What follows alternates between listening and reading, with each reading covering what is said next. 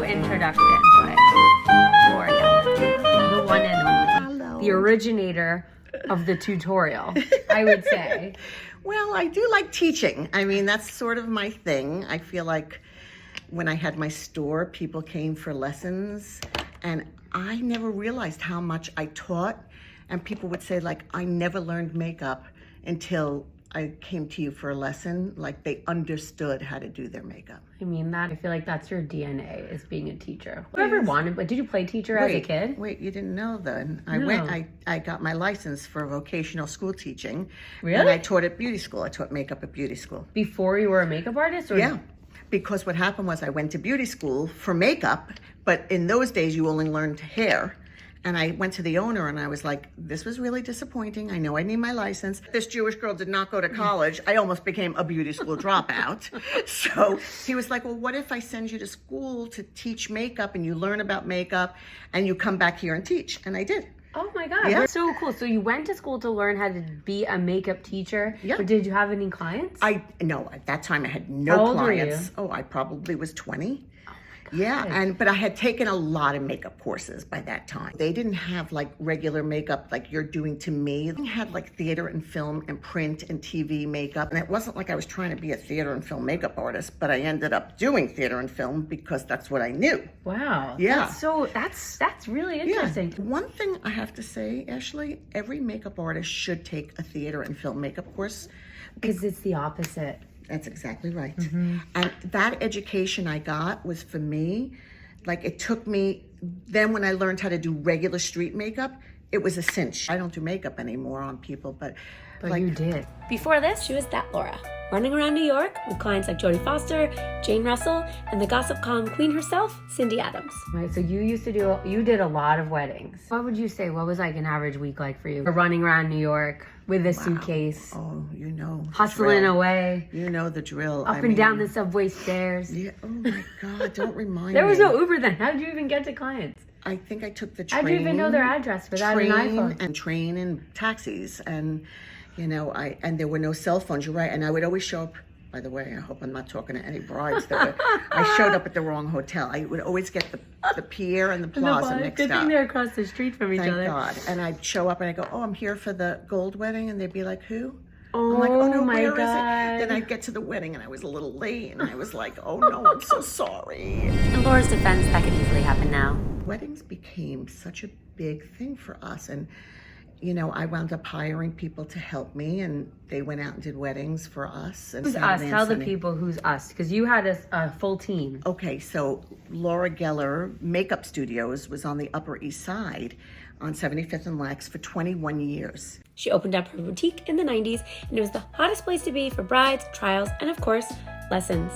The rest you guys know is history. Only in New York, kids. Only in New York. Amazing. It was wonderful. It was the best time of my life. Huh. Like, I didn't want to give up doing weddings, and I had to because I was doing so much QVC. I'm on QVC 26 years, so it was like I was doing QVC, and then I was doing a wedding, and then I was trying to like juggle, and then still doing some of my private clients for TV and film, and it was just too much. And but I couldn't do it myself anymore, so it was hard to let go. You know. I know. You know, I mean, you need to let go. I know. And you need to It's train hard. people, but it's hard. It's And it works, hard. though. It does work. But I never wanted to give it up because I would leave those weddings, like, you know, the feeling. joy. Such joy. Joy and a lot of cash. Yeah. You know, it was a great way to make a living. But also, it's a happy day, and it's not that stressful if you get fed dinner. Yeah. What were the trending cocktail foods back then that you would steal from the bridal no, suite? not me. No? So the problem was I did very high-end weddings, so they had very high-end. There was no food. You know, no, that kidding, just happened. kidding. They had like, you know, I don't even know, caviar and all. I don't eat any of that. I like pigs in a blanket and a lamb chop. And so I'd be like, do you have any like pigs in a blanket? Oh, well, we're going to have that for the bride and groom after they get married in a private room. We're going to bring it to them. I'm like, you wouldn't have it out in the open? Oh no, we would never serve pigs in a blanket. It's so funny because now all that food is so trendy to have It out. is? Like did a wedding recently and they had pigs in a blanket covered in 24 karat gold leaf. So it was like very Oh, chic. they make it chic They now. make it chic. They make a They hot make dog it- chic. Oh my I God. can confirm that both are delicious. What was your like aha moment? Like, cause I had the privilege of getting to be on QVC as Laura's backup guest a couple of years ago, and it's really intimidating. There's no audience. You're talking to a blank room, but you're so enthusiastic. How did you find like that connection to so many different women across the country and internationally to just click? You are the master teacher. That's it. I think that what happened was for me, the aha moment was that when I realized I was teaching, well, I didn't realize I was teaching. They were telling me, thank you, I learned, I understood it, and now it made sense to me. And then they would purchase the product, and the feedback I was getting is like, wow, you're doing really well because you're explaining and educating. Plus, I was used to working on a set from working in TV and film. I was so accustomed. I was at home. I was at home. So the combination of feeling like I was where I belonged, plus talking to you, because I see you. Move her over. You can be seen and you are seen. It's empowering when you know how to do your own makeup. Like, you could be in the worst mood, but if you can see yourself, I think, like, I know how I feel. It's so transformative that it puts me in a better mood. Yeah, it puts me in a better mood. I mean, too. at Laura Geller Beauty right now, I mean, we have been spotlighting for a number of years. We are speaking to women who feel invisible. If it's you that is out there and feel like, I don't look like the way I used to, and everybody else looks better than me, so why bother putting makeup on, and why bother getting my hair done, and who cares? Nobody cares about me. Guess what? They do.